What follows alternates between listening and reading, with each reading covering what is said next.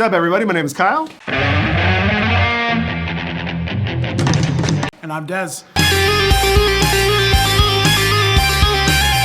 We're both from Warm Audio, and today we're going to be doing a little what's in the box. So, what are we looking at here today? Well, today we've got a really special one. We have the WA-CX12. Okay. Some of you are going to know exactly what that means based on what I said if you're a Warm fan. I know your secret. But let's pull it out of the box and Yeah, show let's what we got. Let's break this bad boy open, and then we'll show you what we're working with here. Yeah. What do we got here? This is where you do that weird. This is like fast Christmas. forward thing. I feel like I'm like that kid. Yeah, I feel like I'm that kid at Christmas who's opening the N64, just screaming.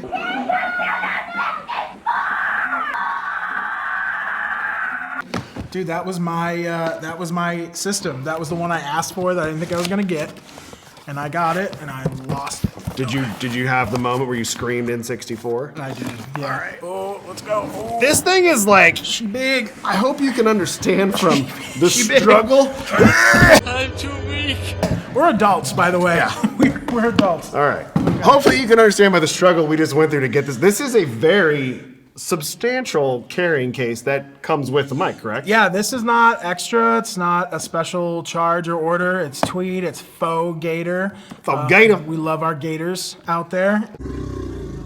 And it's a beast. And actually, some of the old school models of this mic had these. Cool. Well, let's crack it open Yeah. and see what we got inside. Ooh, this is the glory shot. Except we're gonna hide it from everyone. Is this like the Pulp Fiction member? Like, we happy? Vincent. We happy? Yeah, we happy. All right. Bye. Let's flip it. What are we looking at? Okay, well. I don't know if anyone's going to be able to see from this angle, so we might as well start pulling things out. Right, so as with Warm, right, so this is a tube microphone. So what that means off the bat, that means you're getting a lovely little IEC box. Yeah, power supply. Yeah, you're getting, the Gotham cable, premium Swiss-made Gotham cable, best pretty cables awesome. in the world. You got your IEC cable, so you can plug in. You have your shock mount, and we got to get to the good part. So Beautiful. comes box within a box. Vanna White this for you. Yeah, we've got a legit wood box there inside the box. You can throw that. So why don't we, let's go and do this. Let's take all this stuff out, and then we can get rid of this unwieldy case. Yeah. Agreed. And then we will kind of break things down for you a little bit better here. Gotham cable, power cable. That's the most exciting part, my It's personal. my favorite part. Shock mount. Make sure you Silica gel, don't eat it. don't eat it. Don't feed it to your kids.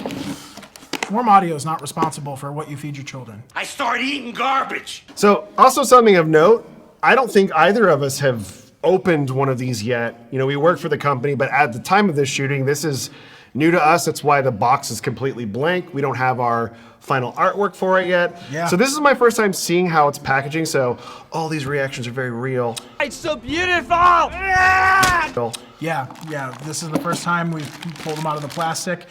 One of the cool things, Kyle mentioned that the box is blank. We've actually been having artists use these mics. So they've got a little fun wear and tear on them. But Have it. all right, yeah, Feel the this is- heft. Yeah, this is not your first ever microphone. I'll tell you that. This Yeah. is a serious piece of studio gear, and it's very authentic to the original style. So, yeah. It's got some heft to it. Yeah. Should we talk about what this really is? Yeah, let's go ahead and I'm gonna throw this in the shock mount. We'll just set it on the table, and then we'll kind of give you guys a little bit of like what inspired this microphone, where it was used, some fun little facts and things like that. Yeah. So this microphone is inspired after the vintage, we'll call it 12 style mic. And specifically, there's an original production run from 1953 to 1963 out of Austria. And there's been a ton of different versions since. Some of you are fans of our 251 style microphone, which is sort of in the same family. But this is kind of the one that started it all. And it's truly like a Mount Rushmore microphone for recording studios. Very cool. So, who are some artists who would have used a traditional 12 style microphone? I'm kind of interested to hear like not only like from the history standpoint, but I know that this is a still, the 12 style microphone is still in use today. So maybe a little bit of a span of the history from classic artists to artists today. So I hate to use this is way too overused, but who hasn't, right? Like this microphone is truly one of the maybe 3 to 5 mics that's been on so many things. But to give you a little idea, I mean, we're talking Frank Sinatra. Yes, indeedy. The Beatles, Nirvana, Lupe Fiasco, Taylor Swift. I mean, this thing has been on a ton of stuff. One of the more famous use cases, you can go on the internet and it's well documented, that Quincy Jones actually used this microphone in the We Are the World campaign in 1985. So there's like 21 of these microphones in a U-shape because they had to record like the most famous recording artists on planet Earth on one studio at A&M, and it's 21 of the original microphone. I don't know how long it's been since you've seen the We Are the World video, but my all-time favorite is watching Bob Dylan, when they zoom in on Bob Dylan. He's just there. Yeah, there are a few people that are just there in that video. But no, man, it's a really, really popular mic for that kind of application. Is a good segue into, so what do people use it on, right? So I can name a bunch of artists, but it's like, cool, man, like what did they do with it? This microphone can do so much in the studio. I think the typical answer is you want to automatically call it a vocal microphone, but if you go into studios around the country and you talk to engineers who've used the original, they're going to tell you that they use it on the room a lot. So what does that mean? That means setting it, a few feet away from the drum kit to get a more open room sound. That means throwing it up in the corner to get room reflections. That means, 10 feet away from the base of the guitar cab. This mic just captures the real authentic sound of what you're hearing as you hear it in your studio or your space. I mean, from what I know of this mic too, that again these have been used in our studio already. We've used them on piano. I've seen them used on horn. We've used them on vocals. So already, I mean, just from what I've heard and my first impressions of hearing the microphone, it does seem a lot more versatile than just a vocal mic.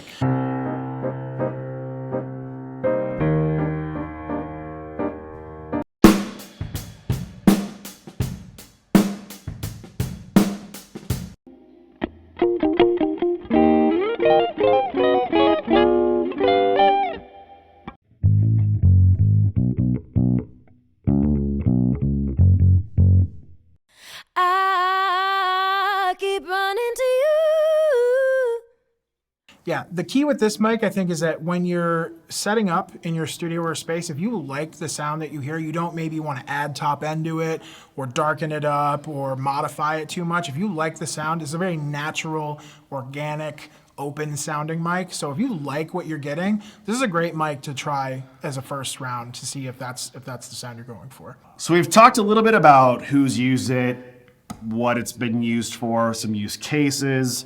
Let's talk about a little bit more into the construction of it and sort of what's underneath the curtain on this mic. Yeah, well, like all warm audio products, we don't ever want to just make something that looks the part. We want it to sound the part, and we do our research and we try to find the best components available in the world to make the mic sound as much like the original as possible. So I mentioned earlier, we specifically targeted the original production run version of the mic from 53 to 63. And that's important because a lot of circuit and component changes have happened over the years to the style microphone. So what we've gone with is a Tab Funkenwerk AMI output transformer, which is really kind of the real deal when it comes to output transformers on these mics. And what that does for you is it kind of really gives you the full value of the capsule, and it really gives you as much, as we like to say, information going into your signal chain. And that capsule is actually one that people will be familiar with. They have some of our mics. It's the CX12 style capsule. Are you sure about that? That's what we call it. It's actually the same capsule that you find in the WA-14 and the WA-251. Interesting. Yeah, and that's same on the originals too. It's the same capsule throughout with some different modifications, but we've gone with, again, the original 53 to 63 spec. So we're talking all solid brass, edge terminated. That's the way you have to build it in order to get that authentic sound. Very cool. This is a 9 pattern microphone, right? So I thought that was a 1980 cell phone. My bad. what up? That's great. So this is actually a 9-pattern mic. So we're all familiar with our cardioid, our omnidirectional, and our figure 8, but there are actually intermediate patterns between. And if you've ever wondered what that means, basically as I go from cardioid to omni, we're getting more open and more omnidirectional words. And same thing, when we go from cardioid to figure 8, we're adding that back sound gradually. So if you ever find yourself in a session where you're trying to cancel out some noise, but you want a little bit, you can actually dial it in a little tighter. Fantastic. Well, speaking of that, the capsule similarities between this and the 14 and the 251, how would you say those mics differ from each other in terms of, if somebody's looking for this style of microphone, how will they know which one is probably the best choice for them? Sure. I think anytime we want to kind of put a mic in a box and say it does one thing is a little bit of a challenge. These are all tools for the job, and you should use your ears and test things. But if I had to, define them a little bit, the 14 to me is the most flat. It's the most true. It's sort of like very, very raw. You're not adding, subtracting, scooping. It is as flat a mic, I think, as you're going to get, and that's why it's used on so many things.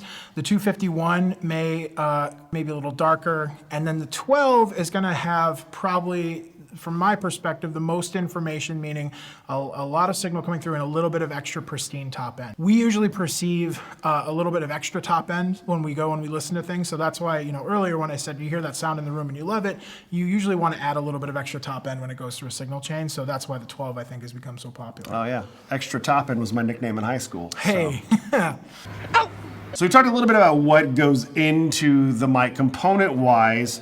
Something I think I always like to talk about, I know everybody necessarily knows about it, is our QA process. So when we receive a mic from our factory, can you kind of go into a little how that process works with everything? And this is not just with this microphone, but every piece of Warm gear goes through this process. Yeah, any piece of gear that has Warm's badge on it is gonna essentially get to Austin, Texas, goes through our warehouse, and we have an awesome team of folks who get the gear right in front of a person to QA and inspect every aspect of the microphone or any product, right? So in the case of the 12, literally what you just saw in unboxing, someone's gonna unbox it, they're gonna check the packaging, they're gonna check the wood case, they're gonna check the IEC box cables, they're gonna check the plastic for any sort of blemishes or holes. Then they're gonna take the microphone. They're gonna make sure you get your treat. Yeah, you're gonna get your treat, and they're gonna pull the mic apart, they're gonna test it, they're gonna make sure that the audio signals all work. Sometimes it's inevitable with shipping, tubes can rattle and things can change, and anything that gets fixed or altered or repaired is,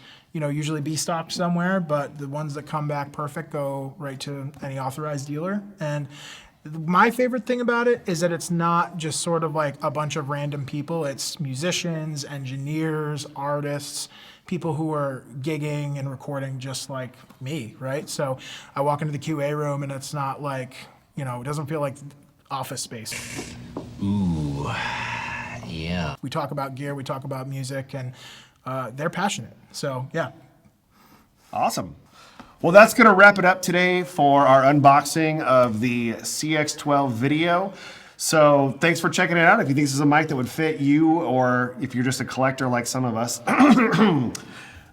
make sure to pick one up at your local authorized Warm reseller. I didn't know you were going to attack me at the end of this video. It's what I do. Yeah. Boom. Roasted. So yeah, be sure to like and subscribe, smash those buttons, and if you think that this video was helpful, you want to see more videos like this, just tell us in the comments. Yeah, let us know in the comments. That feedback is always super valuable, and if you want us to do more of these and see more of my goofy face, I'll make it happen. Cool. Thanks. Thanks.